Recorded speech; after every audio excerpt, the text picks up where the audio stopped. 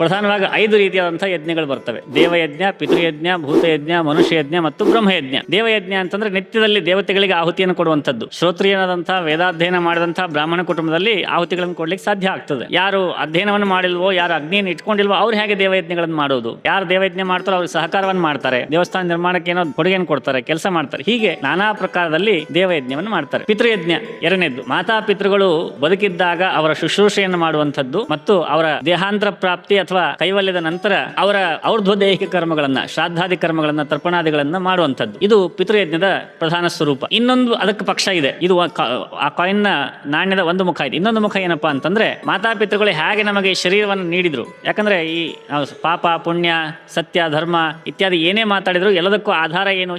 ಶರೀರ ಮಾಧ್ಯಮ ಖಲು ಧರ್ಮ ಸಾಧನಂ ಅಂತ ಹೇಳ್ತಾರೆ. ಆ ಆಧಾರಭೂತವಾದಂತಹ ಶರೀರವನ್ನು ನಮಗೆ ಕೊಟ್ಟಿದ್ಯಾರು? ಆ ಪಿತೃಗಳು. ಅವರು ಈಗ ದೇವತಾ ಸ್ವರೂಪವನ್ನು ಪಡೆದಾಗಿದೆ ಅಥವಾ ಸಜೀವವಾಗಿದ್ದಾರೆ. ಅಂತಹ ಮತ್ತೊಂದು ಶರೀರವನ್ನ ಉತ್ಪತ್ತಿ ಮಾಡುವುದು ನಮ್ಮ ಪಿತೃಯಜ್ಞದ ಭಾಗ. ವಿವಾಹದಲ್ಲಿ ಸಂಕಲ್ಪ ಏನ್ ಮಾಡ್ತಾರೆ? ವರ ಕನ್ಯಾದಾನ ಗ್ರಹಣ ಮಾಡುವಾಗ ಧರ್ಮ ಪ್ರಜಾ ಸಂಪತ್ತಿ ಅರ್ಥಂ ಅಂತ ಸಂಕಲ್ಪ ಮಾಡ್ತಾರೆ. ಧರ್ಮಾನುಷ್ಠಾನ ಮಾಡುವಂತಹ ಪ್ರಜೆಗಳನ್ನ ಉತ್ಪತ್ತಿ ಮಾಡುವುದೇ ಬ್ರಾಹ್ಮಿ ವಿವಾಹದ ಮೂಲ ಉದ್ದೇಶ. ಹಾಗೆ ವಿವಾಹ ಮಾಡಿಕೊಂಡು ಸಂತಾನೋತ್ಪತ್ತಿಯನ್ನು ಮಾಡುವುದು ಕೂಡ ಪಿತೃಯಜ್ಞದ ಭಾಗ. ಅದು ಎಷ್ಟು ಮಾಡಬೇಕು?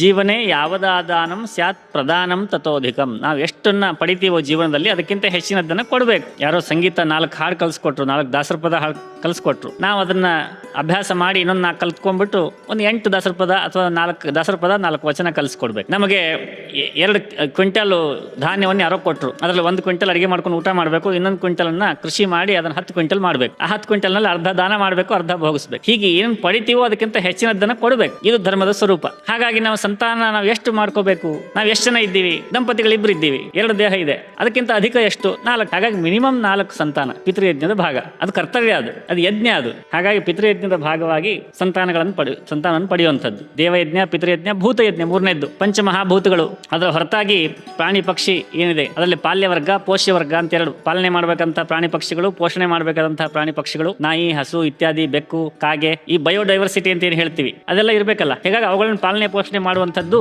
ಭೂತಯಜ್ಞ. 4ನೇದು ಮನುಷ್ಯಯಜ್ಞ. ನಾವು 4 ಜನ ಮನುಷ್ಯರ ಸಹಕಾರದಿಂದಾಗಿಯೇ ನಾವು ಸಮಾಜದಲ್ಲಿ ಬದುಕಲಿಕ್ಕೆ ಸಾಧ್ಯ. ಈಗ ಉದಾಹರಣೆಗೆ ಹಾಲ್ ಇದೆ, ಇದನ್ನ ಯಾರೋ ಟ್ಯಾಕ್ಸ್ ಕಟ್ಟಿದ್ದಾರೆ, ಯಾರ್ದೋ ಟ್ಯಾಕ್ಸಿನ ದುಡ್ಡು ಎಲ್ಲಿಗೋ ಸ್ಯಾಂಕ್ಷನ್ ಆಗಿದೆ, ಅದರಿಂದ ಭವನ ನಿರ್ಮಾಣ ಆಗಿದೆ. ಆ ಭವನದ ಉಪಯೋಗವನ್ನು ಇವತ್ತು ನಾವು ಪಡಿತಾ ಇದ್ದೀವಿ. ನಾವು ಏಕಮಾತ್ರ ಜೀವಿಯಾಗಿ ನಮ್ಮ ಕುಟುಂಬ ಮಾತ್ರ ಇದ್ರೆ ಈ ಊರಿನಲ್ಲಿ, ಜಗತ್ತಿನಲ್ಲಿ ನಾವು ಬದುಕಲಿಕ್ಕೆ ಸಾಧ್ಯ ಇಲ್ಲ. ಸಮಾಜದ ಅಸ್ತಿತ್ವ ಇರಲೇಬೇಕಾಗ್ತದೆ. ಹಾಗಾಗಿ ಸಮಾಜಕ್ಕೆ ನಾವು ಏನು ಪಡೆದಿರ್ತೀವೋ ಅದಕ್ಕೆ ತಿರುಗಿ ಕೊಡಲೇಬೇಕಲ್ವ. ಹಾಗಾಗಿ ಮನುಷ್ಯ ಯಜ್ಞ. ಪ್ರತಿನಿತ್ಯ ಯಾರಿಗಾದ್ರೂ ಊಟ ಹಾಕಿ ನಂತರ ನಾವು ಊಟ ಮಾಡಬೇಕು ಅನ್ನುವಂಥ ಪದ್ಧತಿ. ಆ ಕಾರಣಕ್ಕಾಗಿ ಹಳೆ ಕಾಲದಲ್ಲೆಲ್ಲ ಊರಿನ ಮುಂದ್ಗಡೆ ದೇವಸ್ಥಾನಗಳಲ್ಲಿ ಅರಳಿ ಮರದ ಕಟ್ಟಿನಲ್ಲಿ ಪ್ರವಾಸ ಮಾಡುವಂತ ಜನರು ಅಲ್ಲಿ ವಿಶ್ರಾಂತಿ ಕೂರ್ತಿದ್ರು. ಊರಿಂದ ಮನೆಯಲ್ಲಿ ಮಕ್ಕಳನ್ನ ಕಳಿಸಿದ್ರೆ ಅಲ್ಲಿ ಯಾರು ಕೂತ್ಕೊಂಡಿದ್ದಾರೆ ನೋಡ್ಕೊಂಬ ಹೋಗು ಅಂತ ಹೇಳಿ ಮಕ್ಕಳು ಓಡ್ಕೊಂಡು ಹೋಗಿ ಅಲ್ಲಿ ಕಟ್ಟೆಗೆ ಬಂದ್ಬಿಟ್ಟು ನಮ್ಮ ಮನೆಗೆ ಬನ್ನಿ ಊಟಕ್ಕೆ ಅಂತ ಕರ್ಕೊಂಡು ಹೋಗಿ ಹಾಗೆ ಜನರನ್ನ ಕರೆದು ಊಟ ಮಾಡಿಸಿ ನಂತರ ಊಟ ಮಾಡುವಂಥದ್ದು. ಹಾಗೆ ಯಾರು ಸಿಗ್ಲಿಲ್ಲ ಅಂತಾರೆ, ಕೆಲವರು ಊಟ ಮಾಡ್ತಿರಲ್ಲ ಅಥವಾ ಏನಾದ್ರು ಒಂದಿಷ್ಟು ದವಸ ಧಾನ್ಯಗಳನ್ನು ಎತ್ತಿಟ್ಟು ಆಮೇಲೆ ಊಟ ಮಾಡುವಂಥದ್ದು. ಅದಕ್ಕಿಂತ ಮುಂಚೆ ಗೋಗ್ರಾಸ ಕೊಡಬೇಕು ಅಂತ ಹೇಳಿ.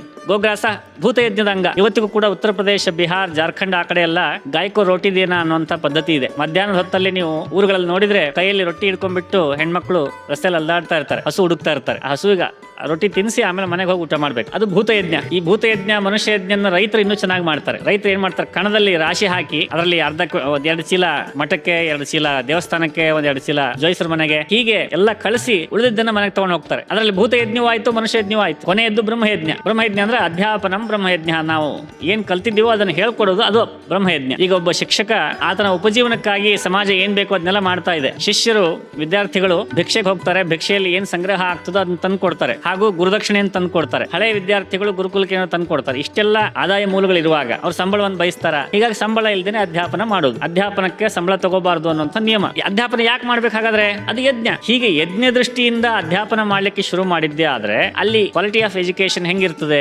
ಯಾವುದೇ ಬ್ಯೂರೋಕ್ರಸಿ ಕಂಟ್ರೋಲ್ ಇಲ್ಲ, ಯಾವುದೇ ಸಂಬಳದ ಆಮಿಷ ಇಲ್ಲ. ಕೇವಲ ಯಜ್ಞ ಭಾವದಿಂದ, ಕರುಣಾ ಭಾವದಿಂದ ನಂಗೆ ಬರ್ತದೆ ಆದ್ರಿಂದ ನಾನು ಹೇಳ್ಕೊಡ್ಬೇಕು ಅನ್ನೋ ಭಾವದಿಂದ ಪಾಠ ಮಾಡಿದಾಗ ಅಲ್ಲಿ ಟೀಚಿಂಗ್ ಕ್ವಾಲಿಟಿ ಹೆಂಗಿರ್ತದೆ. ಹಾಗೆ ಈ ಪಂಚಮಹಾಯಜ್ಞಗಳೇನಿದೆ ಇವು ಧರ್ಮದ ಪ್ರಧಾನ ಸ್ವರೂಪಗಳು.